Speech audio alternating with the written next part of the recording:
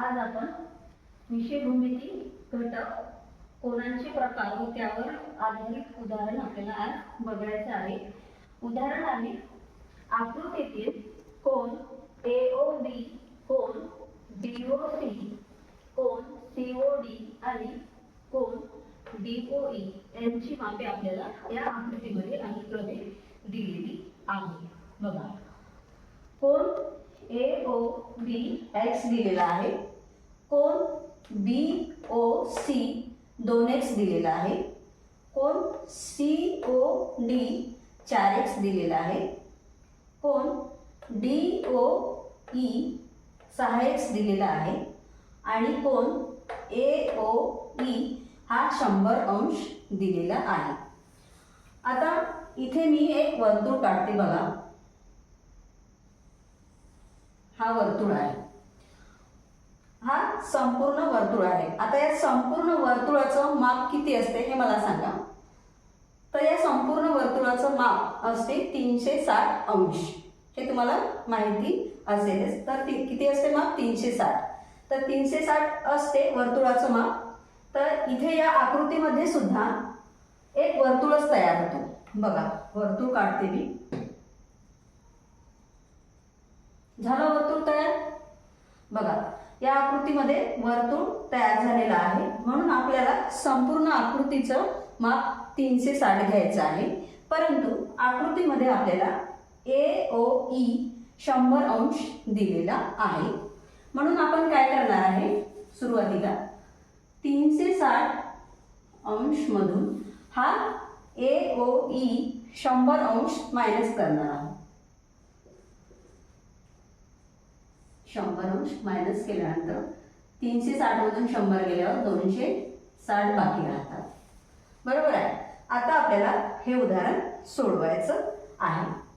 बघा, कोन दिलेला आहे, कोन AOB x, कोन AOB बरोबर x, त्यानंतर कोन BOC, कोन BOC दिलेला आहे 2x, त्यानंतर कोन COD दिलेला आहे, कोन COD बरोबर 4x दिलेला आहे, त्यानंतर कोन DOE 6x दिलेला आहे, DOE किती दिलेला आहे? 6x। तर आता या दिलेल्या माहितीच्या आधारे आपल्याला हे उदाहरण सोडवायचं आहे। तर खूप सोपं आहे, सोडवूया।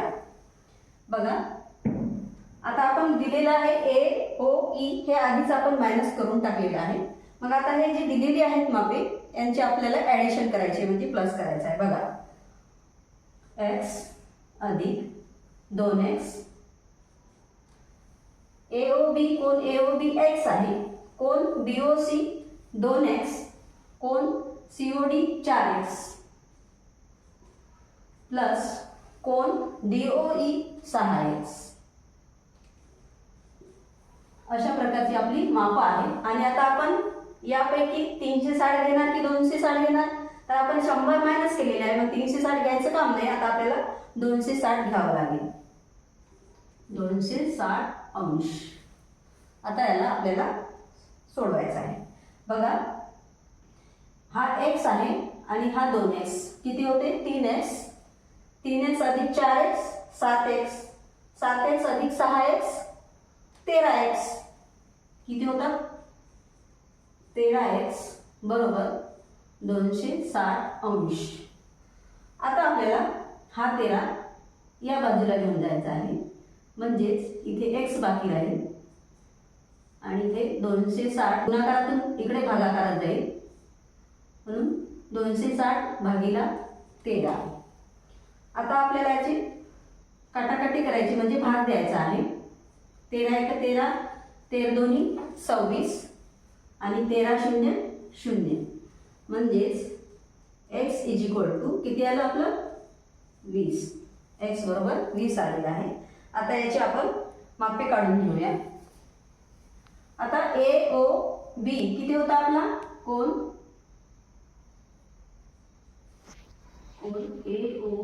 बी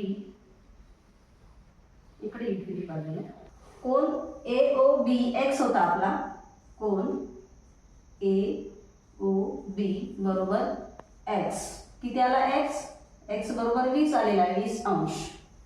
आता आपल्याला काढायचा आहे BOC कोण BOC किती दिलेला होता 2x म्हणून आपण 2 गुणिला x किती होता 20 आलेला आहे म्हणून 20 दोन्ही 40 अंश.